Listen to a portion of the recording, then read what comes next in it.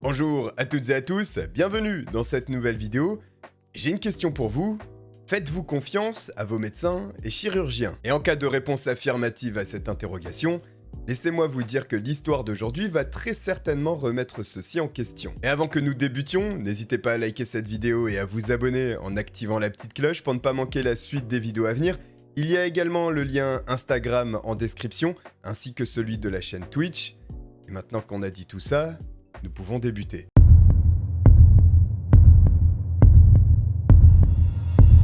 Et avant d'entamer notre récit hautement perturbant, laissez-moi vous présenter quelques points de réglementation au Texas, car c'est bien dans cet état des États-Unis que nous allons nous rendre. Et là-bas, jusqu'en 2003, les soins médicaux étaient régis par un système de contrôle. La direction des hôpitaux, le système judiciaire, ainsi que le Texas Medical Board, qui est le conseil des médecins, était un réseau qui gérait et pénalisait les mauvais soins. Mais au cours de la décennie qui a suivi, un nombre de réformes importantes au sein du Texas est venu entraver la possibilité pour les patients d'engager un recours contre les médecins et les hôpitaux en cas de problèmes médicaux. Selon la loi texane, les hôpitaux ne sont tenus responsables des dommages causés par les médecins en leur sein que si les patients sont en capacité de démontrer que l'hôpital a agi par malveillance en accréditant ses médecins. Une preuve extrêmement difficile à démontrer, puisque là encore, la loi texane, dans la plupart des cas, et même la majorité, permet aux hôpitaux de garder confidentielles les informations relatives à l'accréditation des médecins, rendant ainsi quasiment impossible pour les plaignants de prouver que l'accréditation d'un médecin a été faite par malveillance. Ceci engendre également une crainte diminuée par les hôpitaux des litiges encourus et une réduction, là aussi, des contrôles des médecins qui les composent. Et c'est précisément là, dans ce contexte, que Christopher Duntsch entre dans notre récit. Direction Dallas, fin de l'année 2010, puisque c'est à cette période que Duntsch, alors âgé de 41 ans, va poser ses valises dans la ville texane. Il vient fraîchement de terminer son internat en neurochirurgie au sein de l'Université du Tennessee, dans la ville de Memphis. Dans la foulée, en 2011, et dans cette même matière, il fonde alors son cabinet, le Texas Neurosurgical Institute. Et à la fin de l'année, en novembre, il est embauché par le Baylor Regional Medical Center de Plano. Et Christopher Duntsch est très à cheval sur son apparence, ainsi que sur sa réputation. Il met alors en place un site internet parlant de lui, et il dispose d'une équipe marketing. Et ce deuxième point est très important pour l'histoire, alors retenez-le parce qu'il va permettre de justifier un bon nombre de choses. Et si Christopher Duntsch a choisi la chirurgie, ce n'est pas uniquement par conviction.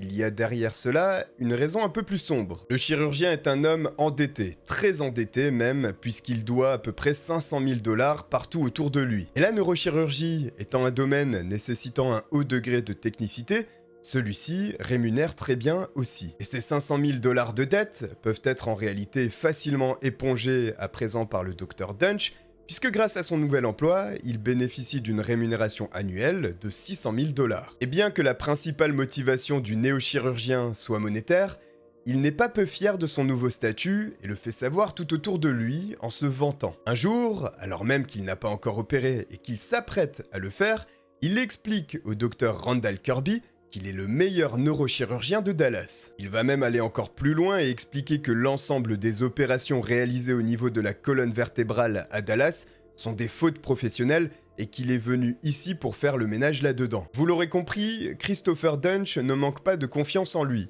Mais en janvier 2012, le docteur Randall Kirby cumule lui 16 années d'expérience dans la chirurgie générale. Et au cours de son importante carrière, il a déjà pu assister à plus de 2000 opérations, notamment concernant la colonne vertébrale. Et Christopher Duntsch, pour avancer de tels propos en face d'une personne aussi expérimentée, doit être un réel maestro dans la manipulation du scalpel. Et cela tombe bien, il va pouvoir étaler l'ensemble de ses talents face au Dr Kirby, puisqu'une opération s'apprête à être lancée sous la supervision de celui-ci. L'objectif étant une fusion vertébrale au cours de laquelle 2 vertèbres vont être assemblées. Les chirurgiens, habituellement dans cette procédure, utilisent une plaque métallique pour maintenir ces vertèbres, l'objectif étant, après l'opération, de soulager le dos et les douleurs du patient. Et malgré ces explications qui, pour nous, non initiés à la science de la médecine, semblent extrêmement compliquées, pour un neurochirurgien, il s'agit là en réalité d'une opération de routine. Pourtant, Christopher Dunch va éprouver les pires difficultés à chaque étape du processus, et il va finir, lors de l'opération, par sectionner une artère qui se trouve proche de la colonne vertébrale de la patiente. Du sang se met à gicler partout dans le bloc opératoire et l'espace de travail est un véritable carnage. Il a, par la suite, du mal à placer les plaques métalliques. Randall Kirby, qui est en train d'assister à cette véritable boucherie, explique que Christopher Dunch n'a en réalité pas le niveau d'un interne de première ou deuxième année. À son réveil, le patient connaîtra des douleurs encore plus vives qu'avant l'opération, et chose plus inquiétante, il ne sent plus sa jambe gauche. Une douleur atroce va perdurer pendant plusieurs mois, avant qu'un scanner finalement ne soit réalisé et révèle des fragments d'os provenant des vertèbres qui s'étaient insérés dans les nerfs de son dos. Malgré cette première et très inquiétante expérience, le doute est laissé à Christopher Dunch qui va continuer à pratiquer. 3 semaines plus tard, Christopher Dunch doit à nouveau effectuer une fusion vertébrale, cette fois-ci sur Jerry Summers. Et Jerry Summers est un ami d'enfance de Christopher Dunch. On s'attend alors à ce que Dunch soit bien plus appliqué que la première fois pour son ami. D'autant plus que les deux hommes vivent ensemble, temporairement certes, puisque Dunch héberge Jerry, mais il y a une réelle relation entre les deux. Ils ont étudié à la même université, sortent encore aujourd'hui pour faire la fête, et c'est certainement ce qui a conduit Jerry à choisir son ami Christopher Dunch pour l'opération. Malheureusement, la fusion vertébrale au niveau du cou de Jerry va mal se passer. Et une nouvelle fois, Christopher Dunch va sectionner une artère proche de la colonne vertébrale. Une hémorragie massive est générée suite à cette coupure, et du sang se répand partout à une vitesse inimaginable. Et il est capital de stopper cette fuite avant que Jerry ne se vide complètement et meurt d'un arrêt cardiaque. Le neurochirurgien prend alors la décision d'appliquer des anticoagulants sur la plaie qu'il vient de créer. Cela stoppe effectivement l'hémorragie et Jerry Summers est envoyé en salle de réveil. Et lorsqu'il est temps pour lui d'ouvrir les yeux, il constate qu'il ne peut plus bouger aucun de ses membres, celui-ci est tétraplégique. Et au lieu de signaler l'incident et de demander immédiatement un scanner pour vérifier les impacts de cette mauvaise opération sur Jerry Summers, eh bien Christopher Dunch, lui, a décidé de passer à d'autres patients. Et d'ailleurs, cette paralysie est due en grande partie aux anticoagulants que Christopher Dunch a appliqués lorsqu'il avait coupé l'artère proche de la colonne vertébrale. Cet anticoagulant ayant attaqué de manière agressive la moelle épinière et l'ayant endommagé fortement, le nouveau chirurgien qui essaye de rendre l'usage de ses membres à Jerry Summers ne peut rien faire. Ainsi, le meilleur ami d'enfance de Christopher Dunch restera paralysé complètement à vie. Suite à ce fiasco sans nom, le Baylor Regional Medical Center va suspendre son neurochirurgien durant 30 jours. Et lorsque celui-ci sera réintégré, il ne pourra pratiquer des opérations que sous la supervision d'autres médecins. Voici là les consignes en théorie, car dans la pratique, vous allez voir que Christopher Dunch a continué d'opérer tout à fait normalement. Kelly Martin, une femme âgée de 55 ans qui, suite à une chute dans les escaliers, souffrait d'un mal de dos et dû à une hernie discale, se rend chez le médecin Christopher Dunch. Après plusieurs séances de kinésithérapie et la douleur n'ayant toujours pas disparu, son médecin traitant lui propose alors le neurochirurgien. Il lui explique tout de même qu'elle n'a pas besoin d'opération si ce n'est pas une douleur insupportable. Et Kelly et son mari Don ont planifié un voyage et elle souhaite se débarrasser définitivement de cette douleur gênante pour en profiter pleinement. L'opération à réaliser est l'une des plus basiques et elle est d'une simplicité extrême pour un neurochirurgien. Il s'agit d'une microlaminectomie qui est tout simplement le retrait d'une partie osseuse pour soulager la douleur. Et lorsque Kelly ainsi que son mari se rendent au Texas Neurosurgical Institute où se trouve Christopher Dunch, ils sont amplement rassurés, car en effet celui-ci dégage énormément de confiance. Il explique qu'il est le meilleur et qu'il va faire disparaître la douleur de Kelly sans aucun problème. Le 12 mars 2012, Kelly Martin est alors envoyée au bloc opératoire avec Christopher Dunch qui ne sera pas supervisé. Le Baylor Regional Medical Center estime que l'opération est la plus basique qu'un neurochirurgien puisse effectuer et il considère qu'il est absolument improbable qu'elle soit manquée. Don Martin, accompagnant alors son épouse, est dirigé vers la salle d'attente où on lui indique qu'il y aura 45 minutes d'opération. Et voilà que le temps est écoulé, puis qu'1 heure passe, 2 heures et toujours aucune nouvelle. Don est lieutenant de police de profession, et il se doute que s'il n'y a pas de nouvelles après autant de temps, c'est qu'il y a certainement des complications. Il décide alors de se rendre au niveau du bloc opératoire et de parler au médecin. Christopher Dunch sort alors et discute avec lui et lui explique précisément qu'il y a effectivement des complications. Mais il se veut rassurant et indique que même si Kelly Martin va devoir passer la nuit à l'hôpital, l'opération s'est bien passée. Don Martin est alors soulagé, bien que toujours un peu inquiet, et retourne dans la salle d'attente jusqu'à ce qu'on lui annonce que sa femme est en soins intensifs. Et après plusieurs heures d'attente, et alors que des infirmières se dirigent vers lui, il pense qu'on va enfin lui annoncer que sa femme est en salle de réveil. Pourtant, les infirmières détiennent un tout autre message, Kelly Martin est décédée. Le médecin légiste en charge de l'autopsie du corps de Kelly Martin va révéler que la mort de celle-ci est due à la section d'une artère. Christopher Dunch, tout comme pour Jerry Summers, a sectionné une artère qui se trouvait le long de la colonne vertébrale, sauf qu'à l'inverse, cette fois-ci il ne l'a pas vue et Kelly Martin s'est vidée de son sang et en est morte. Cette opération vient mettre un terme à la carrière de Christopher Dunch au sein du Baylor Regional Medical Center, duquel il va démissionner. Mais alors que celui-ci vient de réaliser de graves erreurs médicales en cascade, en apparence, il a simplement décidé de partir de lui-même. 1 an après le décès de sa femme, Don Martin explique que peut-être ils auraient dû demander un second avis pour l'opération.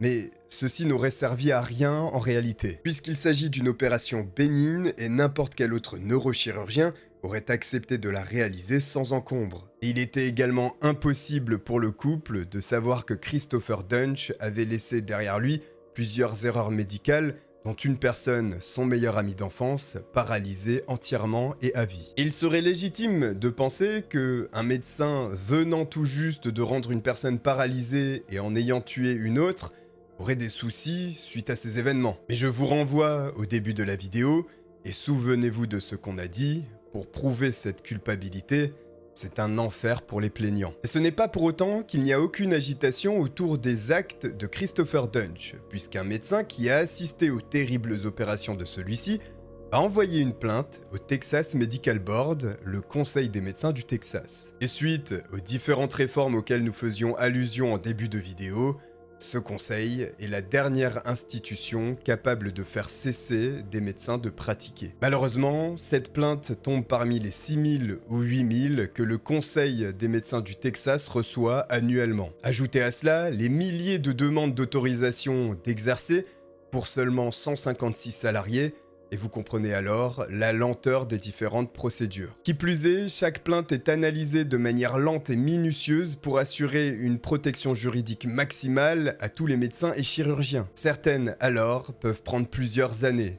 Et au cours de ces années, les médecins continuent de pratiquer. En juillet 2012, Christopher Dunch est à la recherche d'un nouvel emploi et 4 mois après la mort de Kelly Martin, va finalement trouver un poste au Dallas Medical Center. Une vérification des antécédents du neurochirurgien est effectuée par le nouvel hôpital et il n'y a rien à signaler. Et en attendant que des recherches plus approfondies soient réalisées, Christopher Dunch est intégré à l'hôpital et autorisé à exercer. Il n'est pas précisé ce que le Dallas Medical Center savait à propos des antécédents de Christopher Dunch, et on ne sait pas non plus ce que le Baylor Regional Medical Center a transmis au nouvel hôpital de celui-ci. En revanche, le docteur Robert Anderson, un autre neurochirurgien de l'hôpital de Dallas, explique que les informations transmises par le Baylor Regional Medical Center au Dallas Medical Center se résume en un email expliquant qu'il n'y a aucun problème avec les performances de Christopher Dunch. Le docteur Anderson, toujours, raconte que Christopher Dunch a, de sa propre volonté, parlé des cas de Martin et de Summers à l'administration du Dallas Medical Center. Le neurochirurgien, et vous vous en doutez très certainement, va détailler que les causes de ces deux malheureuses affaires ne sont absolument pas de sa faute. Jerry Summers, ayant connu une paralysie totale du fait d'une mauvaise interaction médicamenteuse, et Kelly Martin étant décédée suite à des complications du fait de l'anesthésie cette fois-ci. La justification de Christopher Dunch avec une assurance sans faille, ainsi que l'email envoyé par son hôpital précédent, suffisent à convaincre le Dallas Medical Center de lui offrir un essai de 5 interventions. Les 3 premières chirurgies ayant lieu sur 3 jours consécutifs au mois de juillet 2012. la première opération s'est déroulée correctement. Ce qui est tout de même un événement, vous en conviendrez. Malheureusement, Christopher Dunch ne va pas continuer sur sa lancée, puisqu'avec la patiente Madame Brown, il va retirer un os lors d'une opération de fusion vertébrale qui n'avait pas lieu d'être enlevé. Et cette manipulation non nécessaire va générer une blessure à l'artère vertébrale. Madame Brown est retrouvée dans son lit d'hôpital dans la salle de réveil, sans aucune réaction, et il est impossible de contacter Christopher Dunch pendant 90 minutes. La patiente, une nouvelle fois, a connu une hémorragie massive, une conséquente perte de sang et une attaque cérébrale. Et lorsque Madame Brown est transférée dans un autre hôpital, celle-ci, à son arrivée, est en état de mort cérébrale. Et si Christopher Dunch n'était pas joignable pendant 1h30, c'est qu'il était en train d'enchaîner sa 3e opération. Mary Ifford, une patiente qui, là encore, devait subir une fusion vertébrale, et une nouvelle fois, le chirurgien en charge de cette opération était Christopher Dunch. Mais le chirurgien, avec le matériel de fusion des vertèbres, va insérer des vis. Le problème, c'est qu'il va visser dans le muscle de la vieille dame âgée de 74 ans. Ainsi, lorsque la patiente se réveille, elle est en proie à des douleurs extrêmement violentes au niveau de sa colonne vertébrale. Il est possible d'apercevoir des vis au niveau de son dos, et celle-ci traverse directement le muscle. Elle devra souffrir ainsi pendant 2 jours en attendant que son état se stabilise pour que le docteur Robert Anderson reprenne l'opération et rectifie tout ça. Robert Anderson est neurochirurgien depuis plus de 40 ans, et c'est la première fois qu'il aperçoit quelque chose de la sorte. À tel point qu'il suppose que Christopher Dunch est un imposteur, et il va envoyer sa photo à plusieurs facultés de médecine pour qu'elle lui confirme qu'il a bien obtenu son diplôme. Et la réponse de l'Université du Tennessee est terrifiante, puisqu'elle confirme que celui-ci est diplômé. Robert Anderson va alors tout mettre en œuvre pour essayer de faire cesser d'exercer Christopher Dunch. Il va passer des coups de fil un peu partout, et à chaque fois, on va le renvoyer vers le Conseil des médecins du Texas. Et la réponse qui lui est faite est la suivante: envoyez-nous une plainte, elle sera analysée d'ici une 30aine de jours. Et au cours de l'année, d'autres plaintes, par dizaines, provenant de médecins, d'avocats, vont être envoyées auprès du Conseil des médecins. Mais la réponse est toujours la même, ils doivent envoyer la plainte et elle sera analysée dans 30 jours. Le souci dans tout ça, c'est que malgré l'ensemble de ces incidents médicaux, eh bien Christopher Dunch bénéficie toujours d'une très bonne réputation. Et ce, pour plusieurs raisons. Souvenez-vous d'abord que les enquêtes restent confidentielles. Ensuite, que les hôpitaux vont également garder secret les incidents qu'il se passe en leur sein. Nous nous trouvons aux États-Unis et un hôpital là-bas est géré comme une entreprise. Il est hors de question qu'un scandale avec un médecin aussi peu scrupuleux que Christopher Dunch viennent entacher la réputation de cet hôpital. Ajoutez à cela, comme je vous l'ai dit en début de vidéo, que Christopher Dunch dispose d'une équipe marketing. Et sur le site officiel d'évaluation des médecins, celui-ci obtient une note de 4,5 étoiles sur 5. Il preste également une entreprise spécialisée dans les relations publiques et donne des interviews dans des émissions locales. Dans l'une d'entre elles, d'ailleurs avec des images d'archives, il va détailler une opération qu'il avait réalisée sur une vieille dame, expliquant qu'elle était particulièrement difficile et que la vieille dame s'était plaint uniquement des chaînes de télé de l'hôpital. Et pendant tout ce temps, Christopher Dunch va continuer à recevoir des patients dans son cabinet et va continuer également à opérer.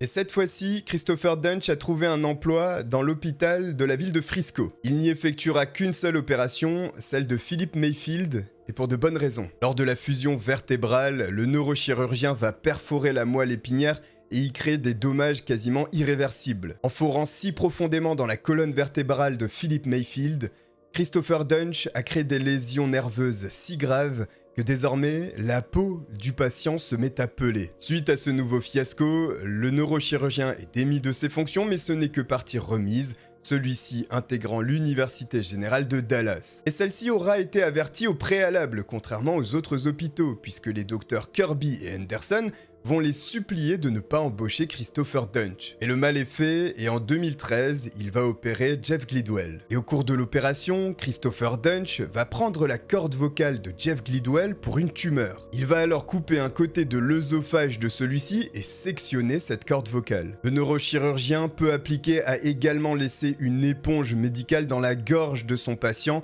et de la salive ainsi que du pus s'était installée à cet endroit. Mais également, et comme pour tous les autres patients, une artère au niveau de la colonne vertébrale a également été sectionnée.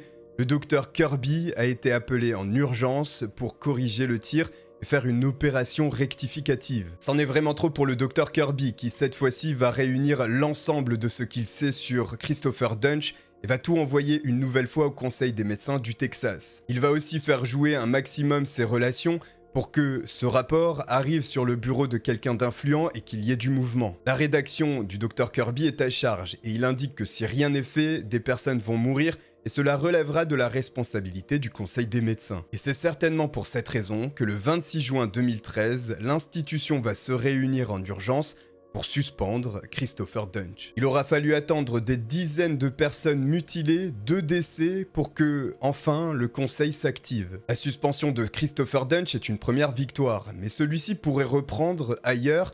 Il faut alors l'en empêcher. Les docteurs Kirby et Anderson, conjointement, vont alors suggérer au procureur de Dallas d'agir judiciairement contre celui-ci. Néanmoins, pour inculper Christopher Duntsch, il faut démontrer que les mutilations subies par les patients l'ont été de manière délibérée. De nombreux témoignages vont être recueillis par les patients et les différents médecins. Mais ce qui va définitivement permettre d'inculper Christopher Duntsch, c'est un email. Un email envoyé à sa secrétaire dans lequel il indique qu'il est prêt à tout abandonner pour devenir un tueur de sang-froid. Ces lignes terribles en provenance d'un neurochirurgien permettent de l'inculper et il va être accusé. Il doit faire face à 11 chefs d'accusation et à une foule de témoins. Les langues vont alors se délier et l'on apprend que Christopher Duntsch lançait des opérations alors qu'il était alcoolisé et drogué. Il se procurait également des médicaments sur ordonnance de façon illégale qu'il s'administrait lui-même. À de nombreuses reprises apparemment, et c'est certainement aussi ce qui a sauvé la vie de plusieurs patients, des infirmières, des infirmiers ainsi que d'autres médecins